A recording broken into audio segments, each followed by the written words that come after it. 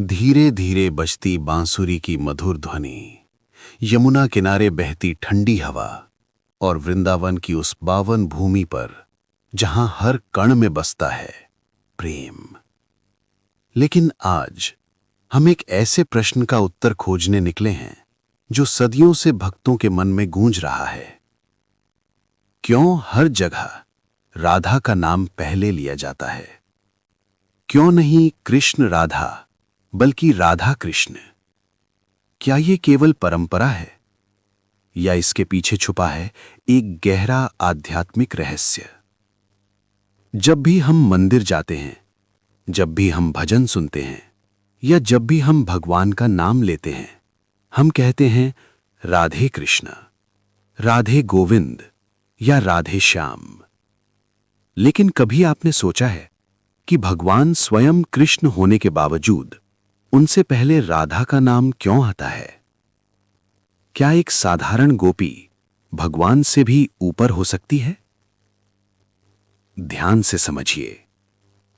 राधा का नाम महाभारत में नहीं मिलता, न ही वेदों में स्पष्ट रूप से वर्णित है।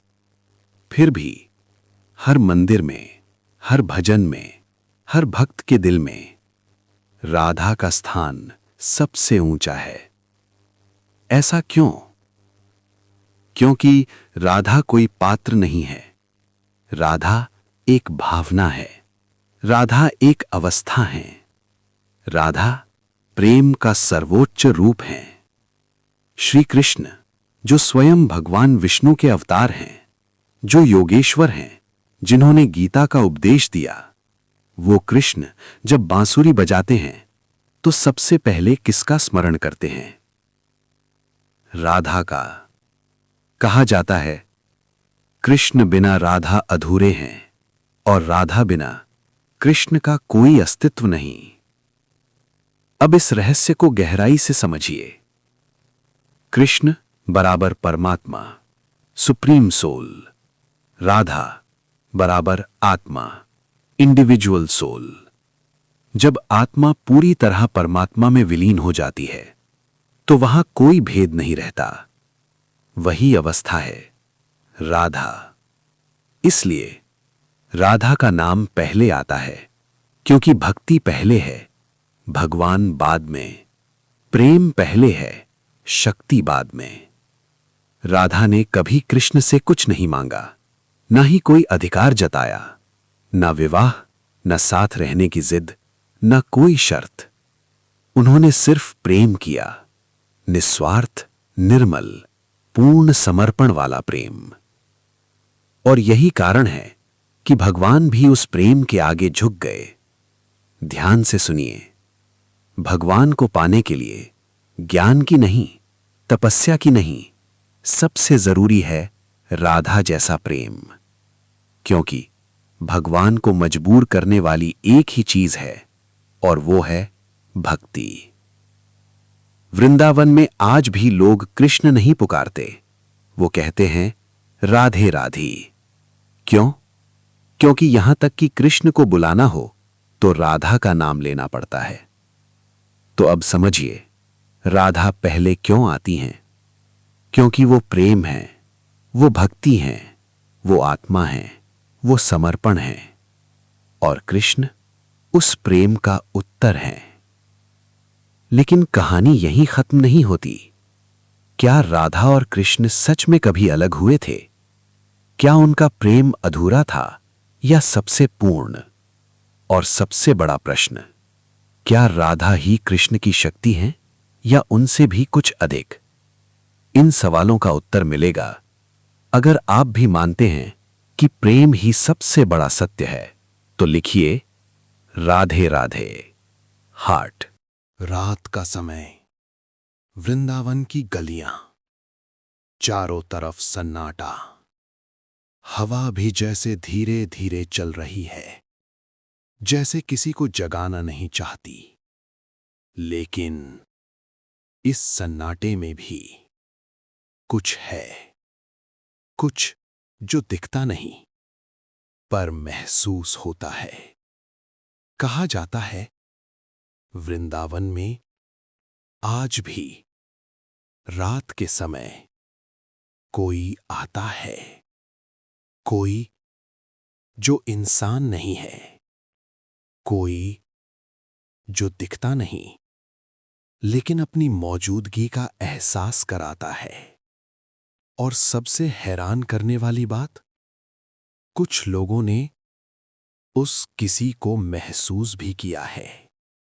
वृंदावन में एक स्थान है, निधिवन।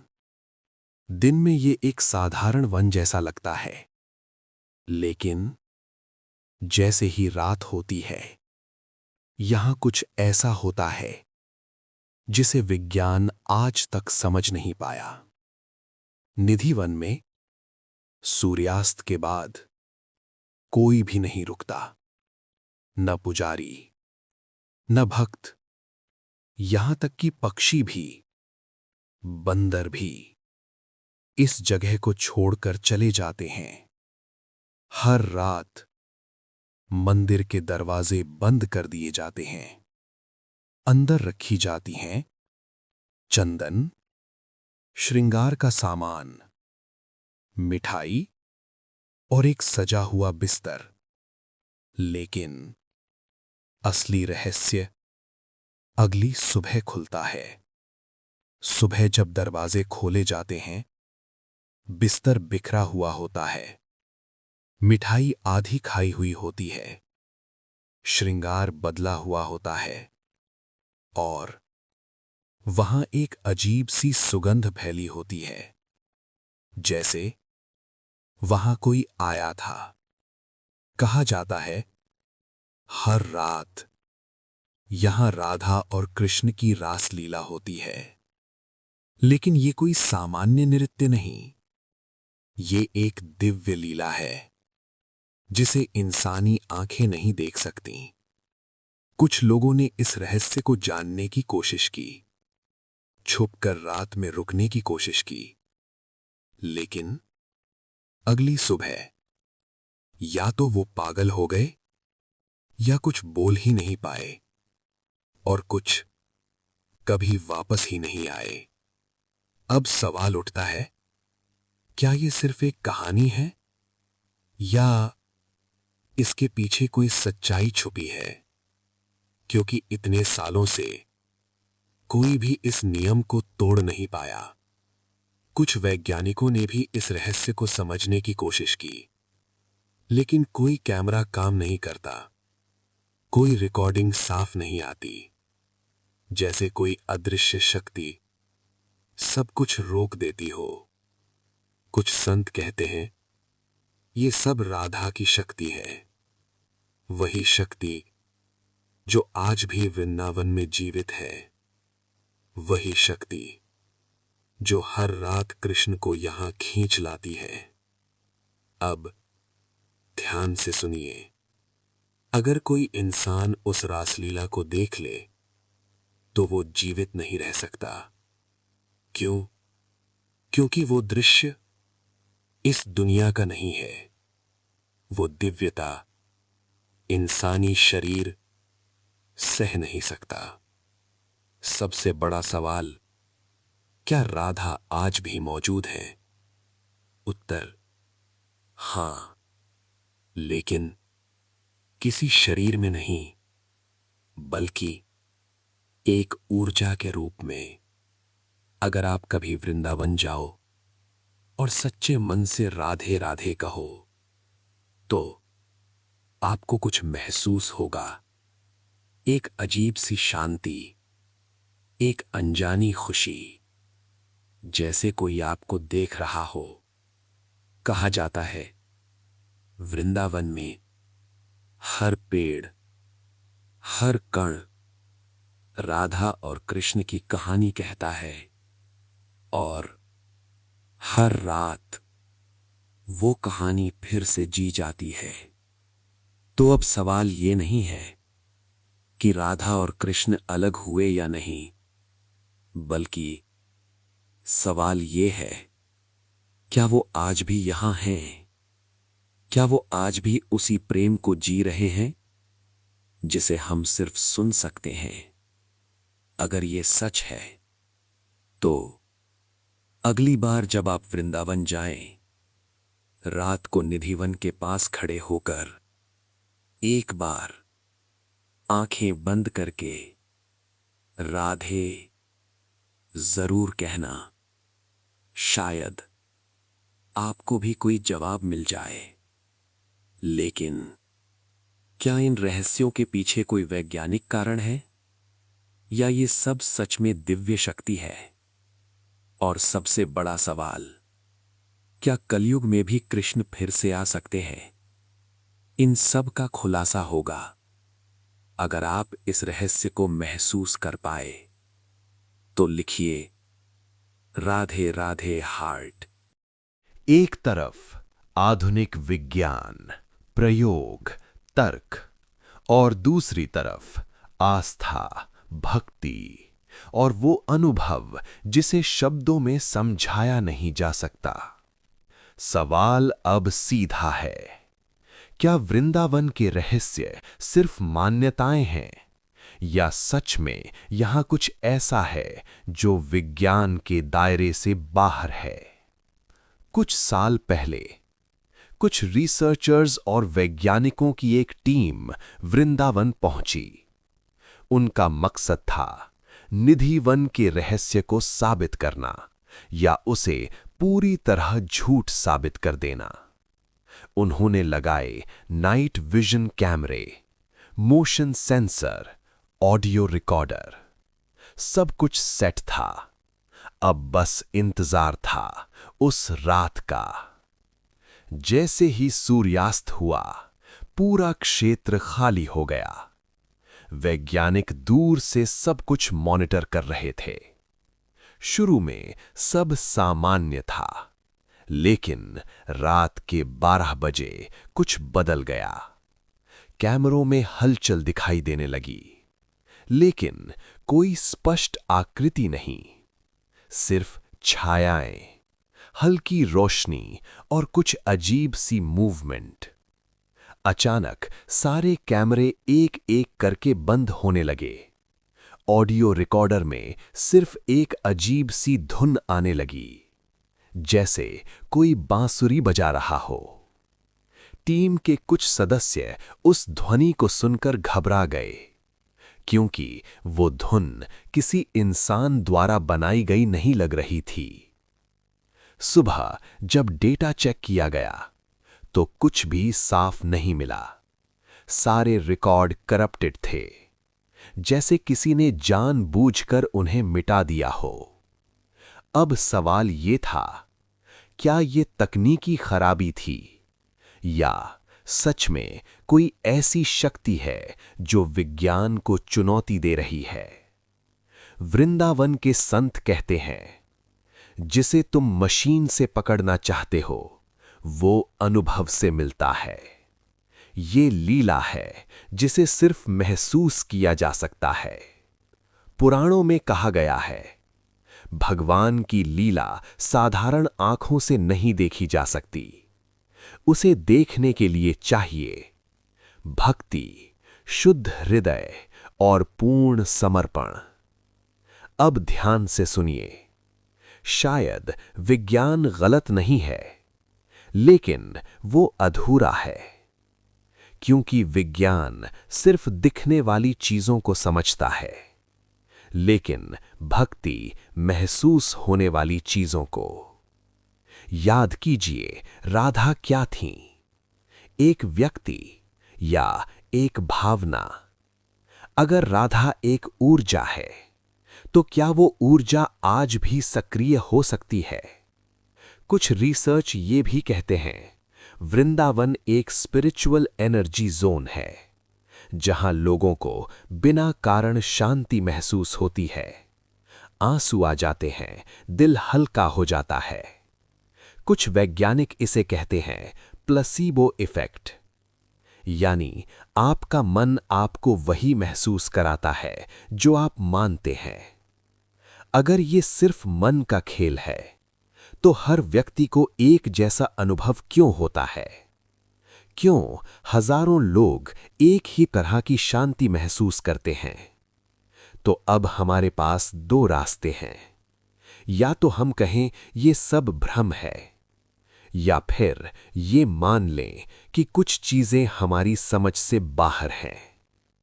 और अब सबसे बड़ा सच, शायद विज्ञान और भक्ति एक दूसरे के विरोधी नहीं है, बल्कि एक ही सत्य के दो पहलू हैं। विज्ञान बताता है कैसे, भक्ति बताती है क्यों, और जब दोनों मिलते हैं तब बनता है पूर्ण सत्य। तो अगली बार जब आप वृंदावन जाएं या राधे राधे कहें, तो सिर्फ समझने की कोशिश मत कीजिए, महसूस कीजिए। अगर आपने आज कुछ महसूस किया है तो लिखिए राधे राधे हार्ट, क्योंकि शायद यही वो रास्ता है जहां विज्ञान भी झुक जाता है और भक्ति भी मुस्कुरा देती है। लेकिन क्या सच में कलयुग में भी कृष्ण वापस आएंगे? और अगर आएंगे तो क्या हम उन्हें पहचान पाएंगे, या वो हमारे सामने होकर भी छुपे रहेंगे? इसका खुलासा होगा चारों तरफ अराजकता, झूठ, लोभ, धोखा। मानवता जैसे धीरे धीरे खत्म हो रही है। क्या यही है कलयुग? और अगर हां, तो फिर वो प्रश्न जो हर युग में उठता है, क्या भगवान फिर आएंगे? जब जब अधर्म बढ़ता है, तब तब भगवान अवतार लेते हैं, ये कहा गया है। लेकिन क्या ये सिर्फ अतीत की बात है, या भविष्य में भी दोहराई जाएगी? कहा जाता है, यदा यदा ही धर्मस्य ग्लानिर्वनति भारत। जब जब धर्म की हानि होती है, तब तब मैं अवतार लेता हूं। लेकिन क्या ये वचन आज भी लागू होता है? आज का समय देखिए, रिश्ते टूट रहे हैं, सत्य की कीमत कम हो गई है और अधर्म सामान्य बन चुका है। क्या ये वही संकेत हैं जिनका वर्णन शास्त्रों में किया गया था? पुराणों में कहा गया है, कलयुग के अंत में भगवान विष्णु कल की अवतार के रूप में आएंगे, सफेद घोड़े पर, हाथ में तलवार लेकर, अधर्म का अंत करने। अब ध्यान से सुनिए, क्या हो अगर भगवान पहले ही आ चुके हों, लेकिन किसी और रूप में? कुछ संत और रहस्यवादी कहते हैं, भगवान हर बार एक जैसे रूप में नहीं आते। कभी वो राजा बनते हैं, कभी साधु, और कभी एक आम इंसान। अब सबसे चौंकाने वाला विचार, क्या श्री कृष्ण आज भी हमारे बीच हो सकते हैं, किसी ऐसे व्यक्ति के रूप में जिसे हम पहचान नहीं पा रहे? अगर भगवान सच में आएंगे तो क्या वो दिव्य प्रकाश में आएंगे, या फिर बिल्कुल साधारण रूप में, ताकि केवल सच्चे भक्त ही उन्हें पहचान सकें? कहा जाता है, वृंदावन में आज भी कुछ ऐसे लोग हैं जो दावा करते हैं कि उन्होंने किसी विशेष व्यक्ति को देखा है, जिसकी उपस्थिति सामान्य नहीं थी। कुछ घटनाएं जहां अचानक किसी अजनबी ने मदद की और फिर गायब हो गया, बिना कोई पहचान छोड़े। क्या यह सिर्फ संयोग है या कोई संकेत? विज्ञान कहता है ये सब मन का खेल है, लेकिन भक्ति कहती है ये भगवान की लीला है। अगर कृष्ण सच में आएंगे तो वो चमत्कार से नहीं पहचानेंगे, बल्कि उनके शब्दों से, उनके कर्मों से, और सबसे ज्यादा उनके प्रेम से। याद रखिए, जहां कृष्ण होंगे वहां राधा भी होंगी, क्योंकि बिना राधा के कृष्ण पूर्ण नहीं है। अब सबसे कठिन सवाल, अगर कृष्ण सच में आ जाएं तो क्या हम उन्हें पहचान पाएंगे, या फिर हम उन्हें एक सामान्य इंसान समझकर नजरअंदाज कर देंगे? शायद भगवान बाहर नहीं, हमारे अंदर आने वाले हैं, एक जागरण के रूप में, एक चेतना के रूप में। तो असली सिद्धांत यह है कि कृष्ण का अगला अवतार कोई व्यक्ति नहीं, बल्कि एक चेतना हो सकता है, जहां इंसान खुद भगवान को अपने अंदर महसूस करेगा। शायद कृष्ण वापस नहीं आएंगे, क्योंकि वो कभी गए ही नहीं। वो आज भी हैं, हर प्रेम में, हर सच्चाई में, हर भक्ति में। अगर आप भी मानते हैं कि भगवान बाहर नहीं बल्कि हमारे अंदर हैं, तो लिखिए राधे कृष्णा। ये सिर्फ एक कहानी नहीं थी, ये एक यात्रा थी, प्रेम की, भक्ति की और सत्य की। और याद रखिए, अगर आप सच में कृष्ण को पाना चाहते हैं तो पहले राधा बनना होगा।